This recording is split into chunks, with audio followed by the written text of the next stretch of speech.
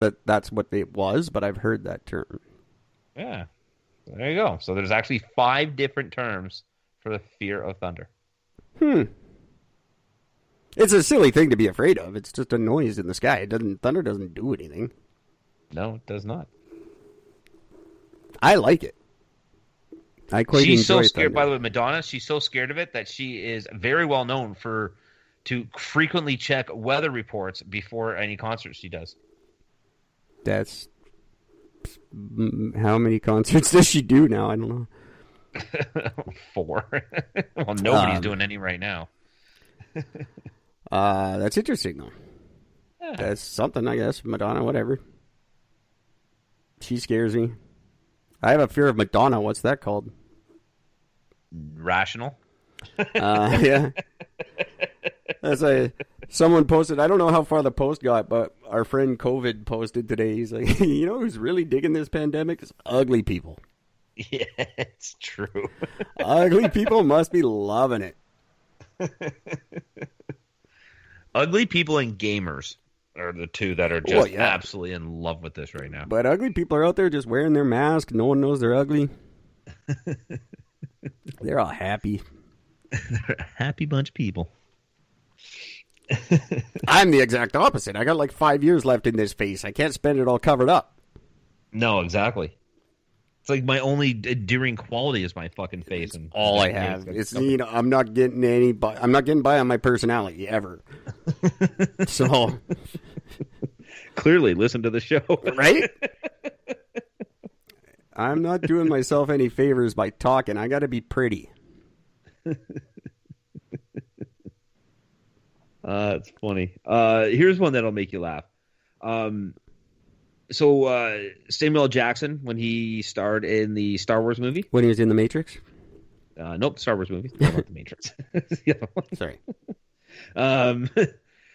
He specifically requested a purple lightsaber for him to be able to play the role of Mace Windu.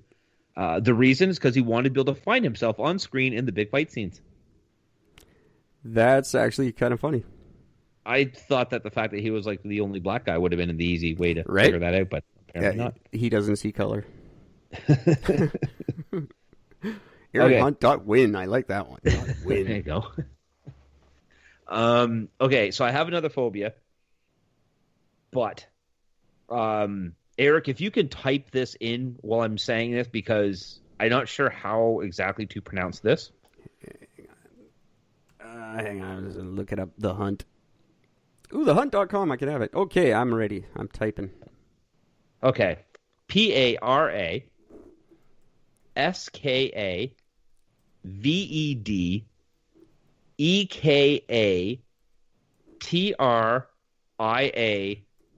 phobia. Paraskavedicatria phobia? Katria? Paraskava. That's a long-ass word. It's the fear of Friday the 13th. Yes, it is. And two well-known people that are known to be that actually like have this as a fear: Franklin Roosevelt and Stephen King. Really? Yep. I would think Stephen King's not afraid of anything.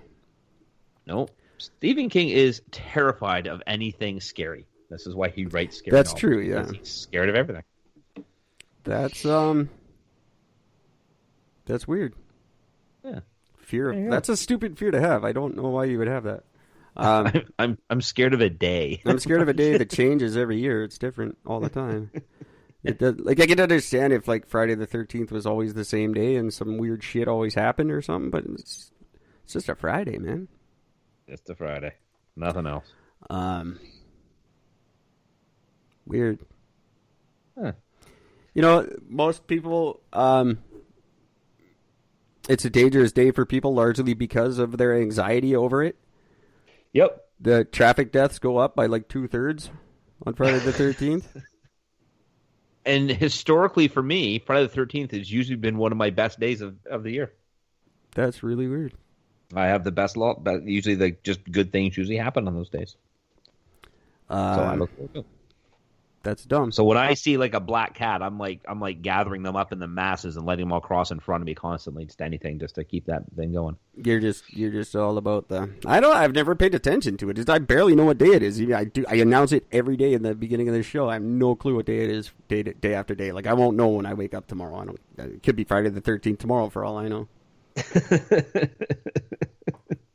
Man, that'd be weird if it was. Here's some interesting ones, though. Mm-hmm. I don't have a year here, but a 13-year-old boy in Suffolk was struck by lightning at 13:13, like 1:13 in the afternoon. So he was 13 years old, and it was 13:13 on Friday the 13th, and he got struck by lightning. That's kind of scary. That's pretty impressive. January 13th, 1989, a deadly virus struck computers, basically rendering computers useless in Europe. Really? Where is this fucking music coming from? I don't know. Sorry, I've got weird music coming through my... It's pissing me off. I hope you can't hear it. No. Black Friday.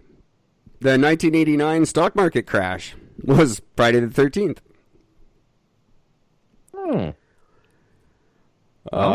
Buckingham Palace was bombed in World War II on Friday the 13th. You think that was planned? The Saw ride at where is it? Some theme park. What theme park? Thorpe Park opened a Saw ride. Yeah. Based on the movie Saw, and it got shut down on Friday the 13th because it was unsafe. Tupac Shakur was killed on Friday the 13th. Holy shit. And your asteroid, here's what I'll finish off with this one because I could go on all night, but your asteroid that you're waiting for is set to strike on Friday the 13th, 2029. Really? That will be September the 13th, 2029. Oh. So that could be Gord's little asteroid. Oh, well, there you go. There you go, kids. There's some Friday the 13th stuff. I really hope all that fucking sound didn't come through on the recording. That'll make me very unhappy. Yeah, how about that shit? There you go. There was some Friday the 13th. You see how we did that, kids? That's why Gordon and I work together so well. That's true.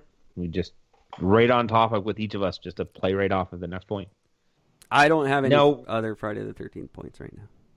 No, but here's the one that'll tie into that one somewhat. It's a bit of a stretch, but we're going to go for it anyway.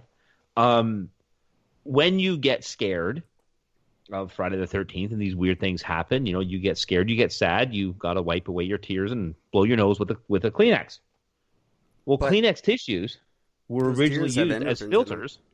What's that? Those Kleenex were used for what? They were originally used as filters in gas masks. That makes sense. Yep, they were actually, the Kleenex product that we know today was actually evolved from that completely by accident. Now they're just filters for cum on your belly. That's right. So true.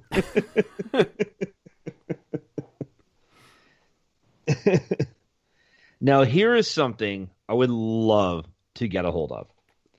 Apparently, in 1998, Sony accidentally sold 700,000 camcorders that had the technology to see through people's clothes. I don't buy that. These cameras had special lenses that use infrared light meant to be used as night vision, but it also allowed you to see through some types of clothing. Huh. Well, is it like ladies' white pants? Because everyone could see through those. That's not cool. Sony. I'm assuming that's, and as long as they wore like dark panties and dark bras underneath, then you can see. Yeah, of course you can. Everybody can. I don't know if women know that, ladies. If this is a big, if this is breaking news for you, everyone can see through your pants. Completely. And that's not news to anybody for the most part. Depending what you look like, we're not complaining. That's terrible. That's so bad. I'm not on board with that at all. I totally am. Do you know what Ronald McDonald's name is in Japan? No, I don't. Is he still there? Yes, because there's still McDonald's there, so I'm going to assume so. Yeah, but we don't have Ronald McDonald anymore. Well, I mean, we don't really see him anywhere, but you still have like the Ronald McDonald house. Fair The enough. name is still being used. Well, in Japan, he's actually known as Donald McDonald because it's easier for pronunciation in Japanese. I'm Eric. I'm not Eric. I'm Eric. For that very reason, they're like the Japanese just do that. Like, no, we're not saying that word. You're now this. Yeah, what? You're just gonna be this. I'm not doing this anymore. Is Fukushima still leaking? We don't talk about that. What's funny about that is that when I remember in when I was in like French class, our one French teacher could speak like a whole bunch of different languages. Like she was really, really good with it. She knew I can't remember like 10 different languages. It was very impressive.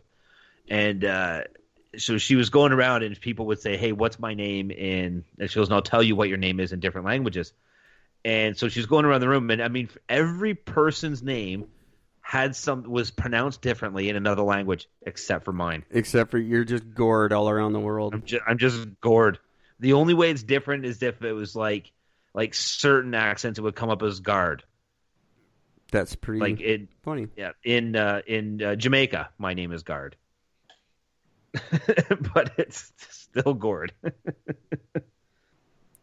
That's pretty funny. Sorry, kids, I just took a little break there because I got an update here.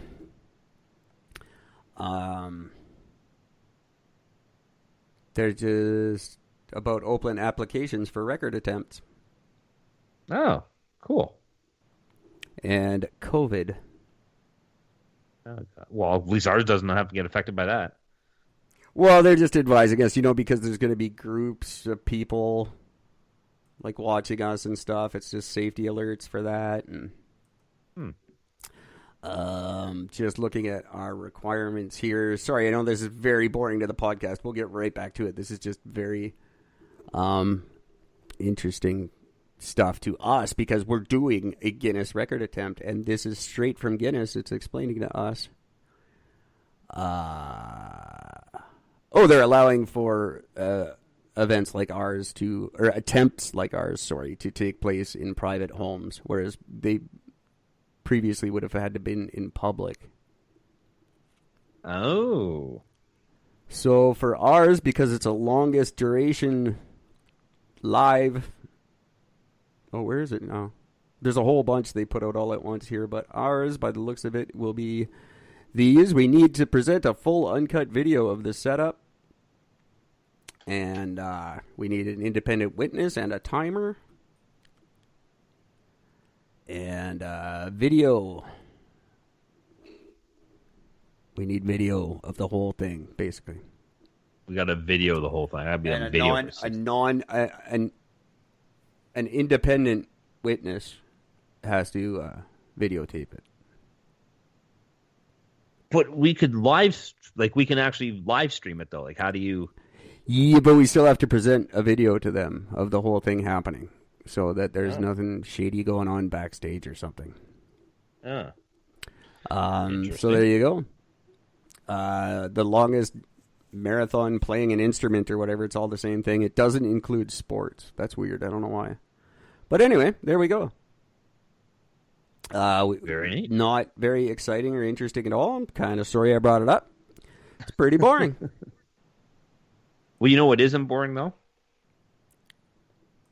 Did you know that honeybees can get drunk off of fermented tree sap?